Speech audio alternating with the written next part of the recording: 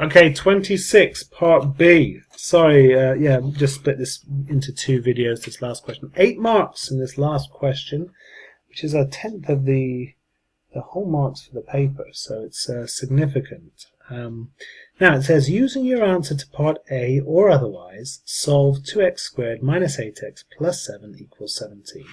So I am going to use my answer to part A. I'm not going to use otherwise in this case. So I'm going to use this. This is equivalent to that, right? We've just done that this expression here is equivalent to this expression. So I'm going to use that. So I'm going to write that expression instead. So 2x minus 2 squared minus 1 equals 17.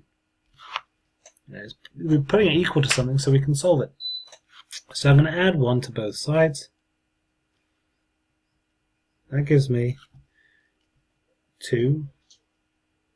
I think I might have to start writing a bit smaller to fit in all my lines of work for this question. So 2x minus 2 squared equals 18. Okay. Now, my next move, I'm going to divide both sides by 2. I'm just going to put this off to the side because I'm worried about running out of room, and it's really good to work directly underneath yourself when you're doing this kind of working out.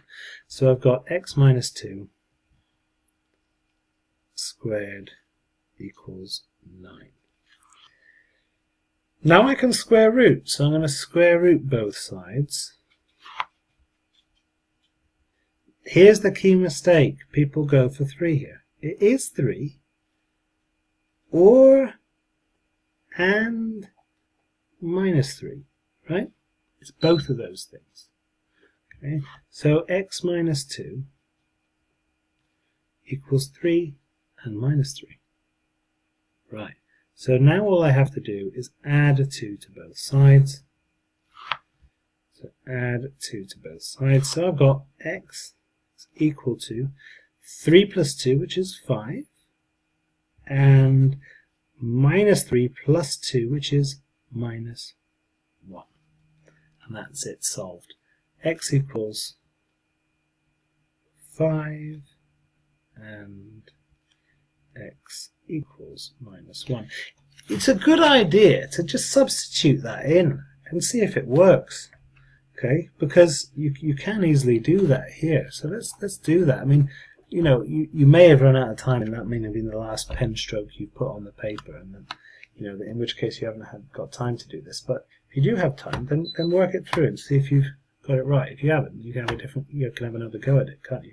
If you do have another go at it, don't cross everything out, okay? Because you may be getting marks there, and when you cross it out, the examiner can no longer score it. Just put a line in and do some separate work in here. You know, then you could pick up part marks for that. Anyway, I'm going to substitute the value of 5 in and see if it works out. So 2 times by 5 squared, right, minus 8 times 5 plus 7. This should come to 17 if this is correct. It does. So I'm happy that x equals 5 is a solution. Let's try minus 1.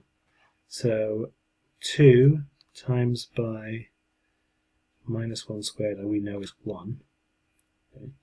Minus 8 times by minus 1, which we know is minus 8, plus 7 equals 17. So I'm happy. They're both solutions to this problem. My working out must be correct. And that is the end of the paper. Very good job for getting through it. I'm going to go have a rest now.